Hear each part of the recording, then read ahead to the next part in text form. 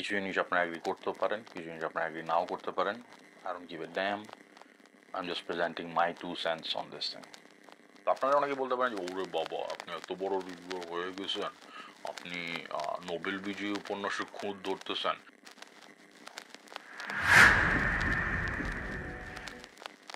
আজকের এই বইটার ব্যাপারে আই মেকিং অ্যান এক্সেপশন। তো একটা জিনিস আপনারা একটু জেনে রাখেন বা আপনাদের সবার জানা উচিত অ্যাট দিস পয়েন্ট আমার বলে, মানে যেটা আমার মনে হয় সেটা হচ্ছে যে ইউজুয়ালি যেই বইটা খুব হাইপ ক্রিয়েট করে বা যেই বইগুলো নিয়ে অনেকে কথাবার্তা বলে বা অনেকে রিভিউ দিয়ে ফেলছে, মানে মোটামুটি সর্বজন পঠিত যে বইগুলা, ওগুলোর ব্যাপারে সাধারণত আমি কথা বলাটা খুব একটা পছন্দ করি না। I don't prefer talking about those things. So but for this book I am making an exception. এটার পিছনে কয়েকটা কারণ আছে। এক নম্বর হচ্ছে বইটা প্রকাশনী থেকে আমাকে পাঠানো হয়েছে এবং যেই দিন বইটা মাত্র প্রেস থেকে আসছে ওই দিন বুকশপকে দেওয়ার আগেই এইটার এক কপি আমাকে দেওয়া হয়েছে। সো মানে এই যে অনারটা আমাকে দেওয়া হয়েছে এটা তো আমি মানে এটার আমি বরখেলাপ করতে পারি না। দ্বিতীয়ত যেটা হচ্ছে যে বইটা খুব হাইলি অ্যাক্লেইমড এবং এটা একটা নোবেল বিজয়ী উপন্যাস। তো যেহেতু এটা এতটা মানে বিশ্বে এতটা সমাদৃত হয়েছে, তো আমি কথা বলতেই পারি এটার ব্যাপারে। সো এই দুইটা কারণে। এবং আরেকটা জিনিস হচ্ছে যে আম, অনেকেই রিভিউ দিয়েছেন। রিভিউয়ের মানে মোটামুটি লিখিত এবং ভিডিও রিভিউ যতগুলো চোখে পড়ছে সবগুলো আমি পড়ে দেখছি, ভিডিও কথাগুলো শুনে দেখছি।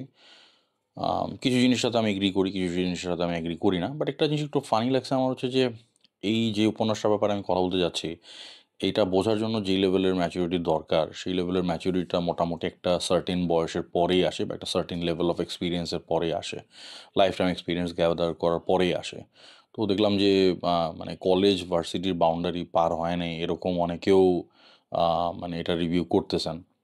তো তারা যতটুকু বুঝছেন ততটুকু বলছেন। তো আমি আমার ব্যক্তিগত মানে এক্সপিরিয়েন্স এবং আমি আমার জ্ঞানের আলোকে বা আমার যতটুকু নলেজ আছে সেটার আলোকে আমি আমার পয়েন্ট অফ ভিউ প্রেজেন্ট করছি। তো কিছু জিনিস আপনারা এগ্রি করতেও পারেন, কিছু জিনিস আপনারা এগ্রি নাও করতে পারেন। I don't give a damn. I am just presenting my 2 cents on this thing. তো এনাফ সাসপেন্স হয়েছে। তো বইটার নাম হচ্ছে সবজিখোর, দ্য ভেজিটেরিয়ান। ওই সবজি না, ভালো সবজি আর কি, অ্যাকচুয়াল সবজি। তো দ্য ভেজিটেরিয়ান হ্যান ক্যাংয়ের নোবেল বিজয়ী উপন্যাস এবং এটা অনুবাদ করছেন শাওন আরাফাত। আর বইটা প্রকাশিত হয়েছে ঋদ্ধ প্রকাশ থেকে। তো আমি বইটার আলোচনায় যাওয়ার আগে বা বইটার প্লটের ব্যাপারে এবং চরিত্রগুলোর ব্যাপারে আলোচনা করার আগে আমি একটু একটা জিনিসের শাউট আউট দিতে চাই। সেটা হচ্ছে প্রচ্ছদটা ভাই অ্যামেজিং, প্রচ্ছদটা ফ্রিকিং অ্যামেজিং। বাজারে অন্যান্য যে ভেজিটেরিয়ানগুলো আছে, মানে দ্য ভেজিটেরিয়ানের অনুবাদগুলা ইভেন ইংরেজিগুলাও আছে, আমার কাছে সবগুলা থেকে এই প্রচ্ছদটা সবচেয়ে ভালো লাগছে। আই লাভ দিস প্রচ্ছদ দ্য মোস্ট। মানে যে বলে না যে সিম্পলের মধ্যে প্রচুর পরিমাণে symbolism. So kind of like this, মানে সিম্পল ইয়ে ডিপ এবং মিনিংফুল। আর সবচেয়ে বড় কথা ঋদ্ধ প্রকাশের এই যে এই হোয়াইটের সাথে গ্রিনের এই যে প্যালেটটা, এই কালার প্যালেটটা বা এই এই এই কন্ট্রাস্টটা, এটা আমার খুব পছন্দ। এটা তারা প্রথম মনে হয় করছে হচ্ছে দ্য হাউন্ডেডে, কেভিন হার্নের যে অনুবাদ, নভেলের যে অনুবাদটা দ্য হাউন্ডেড, ওটাতে করছিলেন। So I really love this contrast, I really love this colour palette. তো আমার কাছে খুব ভালো লাগছে। আর ঋদ্ধ প্রকাশের production quality as usual pretty standard. বইটা খুলে পড়া যাবে, হালকা একটু প্রেশার অ্যাপ্লাই করতে হবে, বাট ঠিক হয়ে যাবে আস্তে আস্তে। চাপটা পড়লে ঠিক হয়ে যাবে, বাট মোটামুটি মানে সমস্যা হবে না পড়তে। আর প্রিন্ট কোয়ালিটি ট্যাগ শার্প এবং এটা খুব গোটা গোটা অক্ষরে ছাপা হয়েছে, পড়তে কোনো অসুবিধা হবে না। পেজগুলাও হালকা ইয়েলোইশ, মানে হালকা ক্রিম কালারের, এখনও পর্যন্ত নিউ স্মেলটা রয়েছে। আর এটার সঙ্গে আপনারা যেটা পাবেন, সঙ্গে পাবেন হচ্ছে এই দুইটা বুকমার্ক। এই বুকমার্কটা বেশি সুন্দর, এটা মোটামুটি। সো এখন বইয়ের ব্যাপারে আসি। তো বইয়ের কেন্দ্রীয় চরিত্র হচ্ছে ইয়ং হে নামে একজন বিবাহিত মহিলা। তো যার মানে 30 পার হয়ে গেছে এরকম। এবং যেটা ইউজুয়ালি হয় না যে ম্যাক্সিমাম কাহিনীতে দেখা যায় যে কিছু ঘটনা প্রবাহ থেকে মানে it leads up to the failed relationship অথবা ম্যারেজ, যেটাই বলেন।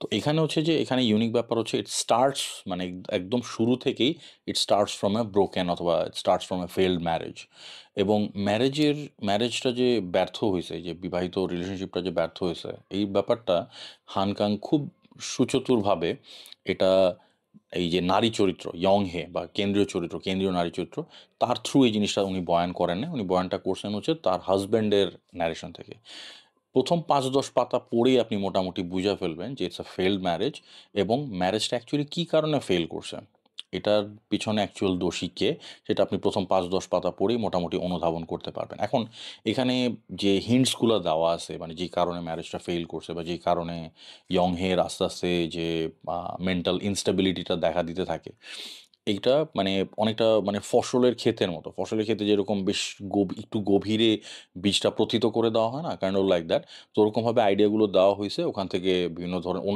ধরনের আইডিওলজি বা অন্যান্য বিভিন্ন ধরনের মতামত স্প্রাউট করবে এখন এক একজনের পয়েন্ট অফ ভিউ এক এক রকম হবে এক একজনের অনুধাবনটাও বা এক একজনের উপলব্ধিটাও ডিফারেন্ট হবে এটাই এখানেই উপন্যাসের সার্থকতা তো তো ফার্স্ট যে এখানে পুরো বইটা বা পুরো উপন্যাসটা ৩টা পর্বে বিভক্ত প্রথম পর্বে ইয়ং হেকে দেখানো হচ্ছে তার স্বামীর লেন্স থেকে বা তার স্বামীর পয়েন্ট অফ ভিউ থেকে কাহিনীটা ন্যারেট করা হচ্ছে এখানে আরও ক্যারেক্টার আছে ইয়ং হের মা আছে ইয়ং হের বাবা আছে রিটায়ার্ড মানে ওয়ার ভেটারান দেন ইয়ং হের একটা বোন আছে বোনের হাজব্যান্ড আছে এরাই হচ্ছে মানে প্রাইমারি ক্যারেক্টার এখানে ক্যারেক্টার খুব বেশি নাই অল্প কিছু প্রাইমারি ক্যারেক্টারের থ্রু কাহিনীগুলো ন্যারেশন করা হয়েছে তো প্রথম পর্বটা হচ্ছে ইয়ং হের হাজব্যান্ডের থ্রু ন্যারেট করা হয়েছে দ্বিতীয় যে পর্বটা এটা হচ্ছে ইয়ং হের বোনের হাজব্যান্ডের সে একজন শিল্পী নিজেকে একজন আর্টিস্ট বলে সে দাবি করে সো এই শিল্পীর পয়েন্ট অফ ভিউ থেকে ন্যারেট করা হয়েছে আর তৃতীয় যে পর্বটা সেটা ইয়ং হের যে বোন তার যে ইমিডিয়েট সিস্টার তার পয়েন্ট অফ ভিউ থেকে ন্যারেট করা হয়েছে তো প্রথম পর্বে এই জিনিসটা ক্লিয়ার হয়ে যায় যে আর মানে ইয়ং হের হাজব্যান্ডের যে ম্যারেজটা এটা ফেল করছে এখানে ক্র্যাকস অ্যাপিয়ার হওয়া শুরু হয়েছে এবং এখান থেকেই ইয়ং হের যে মেন্টাল ইনস্টেবিলিটি বা মেন্টাল ডিসঅর্ডার এই জিনিসটা সূচনা হয়েছে এবং সবচেয়ে বড় কথা এখানে অনেকে অনেক কথা বলছেন এটার ব্যাপারে বাট যেই বিগেস্ট পয়েন্ট যেটা সেটা হচ্ছে যে এই প্রথম যে ইস্যুটা তার দেখা দেয় প্রথম যে ইস্যুটা ইয়ং হের যে প্রথম ইস্যুটা যে সে একটা স্বপ্ন দেখে এবং সেটার পরে মাংস খাওয়া ছেড়ে দেয় এবং সে আস্তে আস্তে ইম্যাজিন করা শুরু করে যে সে একটা গাছে পরিণত হচ্ছে তার বেঁচে থাকার জন্য শুধুমাত্র সূর্যের আলো বাদে আর কোনো ধরনের খাবারের প্রয়োজন নাই এই ইলিউশনটা বা এই ডিলিউশনটা এটা তৈরি হয় হচ্ছে ডিসোসিয়েটিভ ডিসঅর্ডার বা ডিসোসিয়েটিভ পার্সোনালিটি ডিসঅর্ডার থেকে তো ডিসোসিয়েটিভ মানেই হচ্ছে যে পৃথক হয়ে যাওয়া বা আলাদা হয়ে যাওয়া তো ব্যাপার হচ্ছে যে এই মেন্টাল ডিসঅর্ডারে যারা ভোগে তারা একটা প্যারালাল বা একটা অল্টারনেট রিয়ালিটি তৈরি করে নেয় তাদের মাথার মধ্যে তাদের মস্তিষ্কের মধ্যে তাদের রিয়ালিটি আর আমাদের রিয়ালিটি সেম না আমি এখানে মানে টাইম ট্রাভেল অথবা এই অন্য কোনো ইউনিভার্সে বা অন্য কোনো প্যারালালে ট্রাভেল করার কথা বলতেছি না আই এম টকিং অ্যাবাউট মানে ডিলিউশন তো তারা একটা ডিলিউশনাল একটা প্যারালাল চিন্তা করে নেয় বা একটা রিয়ালিটি চিন্তা করে নেয় যেটা আমাদের থেকে অনেক ভিন্ন তো এখানে এই যে ইয়ং হের এই মাংস না খেয়ে থাকা এবং নিজেকে একটা গাছের মতো মনে করা এটাই হচ্ছে তার প্যারালাল অথবা অল্টারনেট রিয়ালিটি এটাই তার এসকেপিজম সো এই জিনিসটা আমরা কখনো মানে সাধারণ মানুষ কখনো মানে বা যারা এই ধরনের ডিসঅর্ডারে ভোগে না তারা কখনো এই জিনিসটা ফ্যাদম করতে পারবে না এবং প্রত্যেকের ডিলিউশনটা ইউনিক হয় তো এই ডিসোসিয়েটিভ পার্সোনালিটি ডিসঅর্ডার থেকেই অন্যান্য ইনস্টেবিলিটি এবং তার যে এই উল্টাপাল্টা যে আচরণ বা তার এই অদ্ভুত যে আচরণ সেখান থেকে এটা শুরু হয় এর পর্বে যেটা হয় সেটা দেখা যায় তার যে এই মানে এই তার বোনের যে হাজব্যান্ড তার এই বোনের হাজব্যান্ড তার এই মেন্টাল ইনস্টেবিলিটি এটার একটা অ্যাডভান্টেজ নেওয়ার চেষ্টা করে খুব বাজে ধরনের ইনটেনশন খুব মানে অসৎ উদ্দেশ্য নিয়ে তার একটা অ্যাডভান্টেজ নেওয়ার চেষ্টা করে তো এটা হচ্ছে সেকেন্ড পর্বের মূল উপজীব্য আর ৩ নম্বর যেটা হচ্ছে ৩ নম্বর পর্বে যেখানে ইয়ংহের বোনের ন্যারেটিভ থেকে জিনিসটা ন্যারেট করা হয়েছে তো ইয়ংহের বোন এখানে আর কি ন্যারেট করে যে তারা দুই বোন অ্যাকচুয়ালি মোটামুটি একই ধরনের পরিবেশেই বড় হয়েছে বা একই ধরনের সিচুয়েশনের মধ্য দিয়ে গেছে ইয়ংহে রেবেলিয়ন করছে বা Yeonghye was a bit rebellious after the মানে মেন্টাল ডিসঅর্ডার বাট তার যে বোন ইনহে সে এই জিনিসটা মেনে নিছে এই কারণে সে মোটামুটি অ্যাডাপ্ট করে নেওয়ার চেষ্টা করছে বা অ্যাডাপ্ট করে নিছে বাট এটা ইয়ংহে আবার খুব ভালোভাবে নেয় নেই তো যাই হোক ওগুলো আপনারা পড়ে নিন আমি প্লটের ব্যাপারে আর এর চেয়ে বেশি কিছু বলতে চাচ্ছি না এখন আসি উপন্যাসের কোন কোন জিনিসগুলো আমার কাছে ভালো লাগছে? এক নম্বর হচ্ছে যে আম এই যে মাল্টিপল পয়েন্ট অফ ভিউ থেকে এই ধরনের নন লিনিয়ার স্টোরি টেলিং বা মাল্টিপল পিওভি থেকে স্টোরি টেলিং, এই জিনিসটা আমি খুবই এনজয় করি। তো এখানে মাল্টিপল পার্সোনালিটি বা মাল্টিপল পয়েন্ট অফ ভিউ থেকে মাল্টিপল ডায়নামিক্স চলে আসে। তো এই জিনিসটা খুব সুন্দরভাবে করা হয়েছে। দেন ইয়ংহের এই যে স্লো ডেগ্রেডেশন বা যে স্লো ডিটেরিওরেশন, এই জিনিসটাও খুব সুচারুভাবে বর্ণনা করা হয়েছে। বিভিন্ন ধরনের মেটাফর, বিভিন্ন ধরনের অ্যালেগরি, অনেক ধরনের প্যারালেলিজম টানা হয়েছে। তো এই জিনিসগুলোও খুবই সূক্ষ্মভাবে করা হয়েছে। সো এটাও খুব ফ্যাসিনেটিং একটা ব্যাপার। বইটার মধ্যে ফেমিনিজম আছে। ফেমিনিজমের উপরে বেস করে অনেকগুলো আইডিওলজি এখানে থ্রো করা হয়েছে। বাট মানে ওইগুলা হচ্ছে the good kind of feminism আর কি। ওই ইস্যুগুলো নিয়ে অ্যাকচুয়ালি কথা বলা দরকার। আর অনুবাদের কথা যদি বলি, অনুবাদটা করা হয়েছে হচ্ছে যে এটার কোরিয়ান, এটা অ্যাকচুয়াল তো কোরিয়ান ফর্মে, কোরিয়ান ল্যাঙ্গুয়েজে। তো কোরিয়ান ল্যাঙ্গুয়েজ থেকে যে ইংরেজি যে বা ইংলিশ যে ফর্মে অনুবাদ করা হয়েছে সেটা থেকে বাংলা করা হয়েছে। তো ইংরেজিটাও আমি পড়ছি এবং আমি দেন শাওন আরাফাতের অনুবাদটাও পড়লাম। অনুবাদটা যথেষ্ট ভালো হয়েছে হচ্ছে যে, এবং শাওন আরাফাত উনি চেষ্টার কোনো ত্রুটি রাখেন নাই। এবং সবচেয়ে বড় কথা যে যেহেতু এটা একটা ডিফারেন্ট কালচার, একটা ডিফারেন্ট সোসাইটি থেকে এই সাহিত্যটা বা এই পিস অফ লিটারেচারটা আসছে, তো এটার অ্যাডাপ্টেশনটা খুব সুচারুভাবে উনি করছেন। তো আমার কাছে জিনিসটা মানে এটা পড়ে আপনার বুঝতে কোনো জায়গায় সমস্যা হবে না। ইট প্রোভাইডস আ হোলিস্টিক মানে এক্সপেরিয়েন্স ফর ইউ। তো আপনার মানে পড়ে এমন মনে হবে না এই যে আসলে আমি বুঝি নাই বা এই জায়গাটা বুঝতে খুব কষ্ট হচ্ছে, মানে খটমটে লাগবে না আরকি। সো রিডিং ফ্লোটা ভালো থাকবে। এখন আসি আমার পার্সোনাল পেট পিভস নিয়া। The things that did not sit too well with me. এক নম্বর হচ্ছে যে উপন্যাসটাতে আমার কাছে একটু ব্যালেন্সের অভাব মনে হয়েছে। তো আপনারা অনেকে বলতে পারেন যে, "ওরে বাবা! আপনি এত বড় রিভিউয়ার হয়ে গেছেন। আপনি নোবেল বিজয়ী উপন্যাসের খুঁত ধরতেছেন।"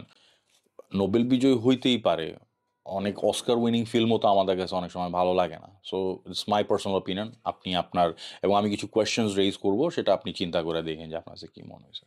ব্যালেন্সের অভাব বলতে আমি যেটা বলতেছি সেটা হচ্ছে যে এখানে নারী চরিত্র আছে, মানে ৩ টা প্রমিনেন্ট নারী চরিত্র। ইয়ংহের বোন আর ইয়ংহের মা। আর মেজর পুরুষ চরিত্র ৩ টা। ইয়ংহের হাসব্যান্ড, ইয়ংহের বাবা, আর হচ্ছে ইয়ংহের বোনের হাসব্যান্ড। এখানে যে ৩ টা পুরুষ চরিত্র আছে ৩ টাই ভিলেনাস। ৩ টা ক্যারেক্টারকেই খারাপভাবে দেখা হয়েছে, খারাপ ছায়াতে চিত্রায়ন করা হয়েছে। তো এখানে এমনটা রাখা যেত না যে একটা ক্যারেক্টার একটু গ্রে অথবা একটা পজিটিভ ক্যারেক্টার, এখানে ৩ টা ক্যারেক্টারকেই ঢালাওভাবে নেগেটিভ দেখা। এখানে মোটামুটি পুরুষ বিদ্বেষ আমি দেখতে পাচ্ছি। এবং হ্যাঁ, পুরো উপন্যাসটাতে পুরুষ বিদ্বেষ আছে। এবং এই জিনিসটাও ইনস্টিগেট করা হয়েছে যে এই ফেইল্ড ম্যারেজ প্লাস এই ইয়ংহের যে মানে মেন্টাল ইনস্টেবিলিটি, এই মেন্টাল ডিসঅর্ডার তার, এবং প্লাস তার শারীরিক ডেগ্রেডেশন, এই পুরা জিনিসটার পেছনে তারা ৩ জনই দায়ী। তাদের ৩ জনেরই কন্ট্রিবিউশন আছে, এই ৩ জন পুরুষ ক্যারেক্টারই। তো এটা আমার কাছে একটু এজেন্ডার মতো বা দ্য মেসেজের মতো মনে হয়েছে। ২ নাম্বার, এটা আমি একটা কোয়েশ্চেন রেইজ করছি, সেটা হচ্ছে যে অস্কার দিয়ে বোঝাই। অস্কার যেমন অস্কার বা একাডেমি অ্যাওয়ার্ডস, এটা মুভির জন্য একাডেমি অ্যাওয়ার্ডস বা অস্কার যেরকম, আমার মনে হয় মানে আমার কাছে, আমি যদি প্যারালেলিজমটা আনি তাহলে সেটা হচ্ছে যে আমার কাছে সাহিত্যে নোবেলটা সাহিত্যের জন্য অনুরূপ। তো অস্কারের আগে দেখবেন যে ডিসেম্বর জানুয়ারি মাস দিয়ে কিছু মুভি রিলিজ পায়, যে মুভিগুলা কমার্শিয়াল সাকসেস পায় না এবং এগুলা খুব বেশি মানুষ দেখেও না। এগুলা একটু kind of like indie sort of film making হয় বা আর্ট ফিল্মের মতো হয়। এগুলোকে অস্কার গ্র্যাব বলা হয়। সো এগুলোর মধ্যে কিছু মুভি আপনার ভালো লাগবে, বাট ম্যাক্সিমাম মুভি দেখবে আপনার ভালো লাগবে না, খুব বোর হয়ে যাবেন। তো এই বইটা কি ওরকম কোনো নোবেল গ্র্যাব? কারণ এইখানে মানে এখন বর্তমান যে ইস্যুগুলা চলতেছে বা বা মানে পশ্চিমা দেশগুলা থেকে যে woke কালচার বা পশ্চিমা কর্পোরেট ইয়াগুলা থেকে, কর্পোরেট কোম্পানিগুলা থেকে, বা ইভেন ফিল্ম কর্পোরেশনগুলা থেকেও যেই woke মেসেজ সব জায়গায় ইনফিউজ করার চেষ্টা করা হইতেছে, এটা কি মানে this novel ticks all those boxes. তো এটা কি ওরকম কোনো ওই নোবেল গ্র্যাব না তো? এটা আমার কোয়েশ্চেন। আমার কাছে মনে হয়েছে যে ইটস এ নোবেল গ্র্যাব। তো আপনারা বাদবাকি বিচার করে দেখতে পারেন। আর ৩ নম্বর পয়েন্ট, যেটা মানে এটা this ties up to the second point, সেটা হচ্ছে যে এখানে যে ইস্যুগুলা বর্ণনা করা হয়েছে যে ফ্যামিলির যে পেট্রিয়ার্ক, আ তিনি কর্তৃত্ব খাটানোর চেষ্টা করেন। তিনি সবাইকে তার আদলে গড়ার চেষ্টা করেন বা তার আইডিওলজি জোর করে মানানোর চেষ্টা করেন। পুরুষদের কারণে অনেক সময় ম্যারেজেস ফেল করে। পুরুষরাও দায়ী থাকে একটা ফেইল্ড ম্যারেজের পিছনে। বা নিকটাত্মীয়রা অনেক সময় যদি কোনো স্ত্রীলোক বা মেয়ে মানুষ যদি ইমোশনালি বা ফিজিক্যালি ভালনারেবল থাকে, তাদের মানে বাজেভাবে অ্যাডভান্টেজ নিতে তারা কোনো ধরনের কসুর করে না। এই ইস্যুগুলো তো দিজ আর নট নিউ। এগুলো নিয়ে কনস্ট্যান্টলি লেখা হচ্ছে। অনেক, অনেক লেখকরা এইসব ইস্যু নিয়ে লিখছেন এবং আরও অনেক ভালো, ভালো নভেলও লিখছেন। তো এখানে মানে নতুন বইলা কিন্তু তেমন কিছু নাই। মানে ওরকম মানে out of the box, ground breaking ওরকম কিছু আমি পাই নাই। তো এই কারণে দেন আমার আরও মনে হয়েছে যে আচ্ছা তাহলে এরকম এরকম মানে মোটামুটি পেরেনিয়াল ইস্যু বা মানে অলওয়েজ এক্সিস্টিং বা এভার এক্সিস্টিং যে ইস্যুগুলো আছে, এই ইস্যুগুলো নিয়েই নভেল লেখা হয়েছে। কিছু জাস্ট একটু নতুন মেটাফর, নতুন অ্যালেগরি এগুলো ইউজ করা হয়েছে। তো এটা কোনো নোবেল গ্র্যাব নয় তো। এটা জাস্ট আমার পয়েন্ট অফ ভিউ। আর সর্বোপরি এই নভেলটা this is not for everyone. এই উপন্যাসটা সবার জন্য না। আর বিশেষ করে বাচ্চাদের জন্য একেবারেই না। বিশেষ করে আম যে আম শারীরিক যে বিষয়গুলা এবং আম স্ত্রী-পুরুষের মধ্যে সম্পর্কের যে ব্যাপারগুলা, বৈধ অবৈধ সবই, এই পুরা ব্যাপারগুলা এমন vivid ভাবে এখানে বর্ণনা করা হয়েছে, এটা ডেফিনিটলি অত্যন্ত প্রাপ্তবয়স্কদের জন্য। এটা বাচ্চাদের নাগালের বাইরে অবশ্যই রাখবেন। তো এটা মানে যারা এই এজেন্ডা বা এই ধরনের মানে ইস্যু নিয়ে যারা পড়তে চান, বা এই ধরনের একটা সিচুয়েশন নিয়ে আপনি পড়তে চান, ইউনিক কিছু, তাদের জন্য এটা আই উড সে যে মোর রেকমেন্ডেড দ্যান দি আদার্স। আর সবচেয়ে বড় কথা ওভারঅল যদি আমি এখন বলি, overall it was a good reading experience. Writing style ভাল লাগছে এবং এই যে যেটা বললাম যে মাল্টিপল পয়েন্ট অফ ভিউ থেকে যে মানে স্টোরি ন্যারেট করার যে ব্যাপারটা, সেটাও আমার কাছে ভাল লাগছে। আর দেন যে অ্যালেগরি এবং আম যে মেটাফরগুলো ইউজ করা হয়েছে, ওগুলোও যথেষ্ট ইন্টারেস্টিং। এটা ডেফিনেটলি স্টাডি করার মতো একটা জিনিস। আর ওভারঅল ঋদ্ধ প্রকাশের কথা যদি বলি, মানে শাওন আরাফাতের মানে অনবদ্য অনুবাদ, ঋদ্ধ প্রকাশের দারুণ কোয়ালিটি। আর সবচেয়ে বড় কথা, ঋদ্ধ প্রকাশের প্রাইসিং সবসময়ই একটু অ্যাগ্রেসিভ হয়। সো আমার মনে হয় না যে এই প্রাইসে এই কোয়ালিটি আর কেউ প্রোভাইড করতে পারবে। মানে no one can beat this.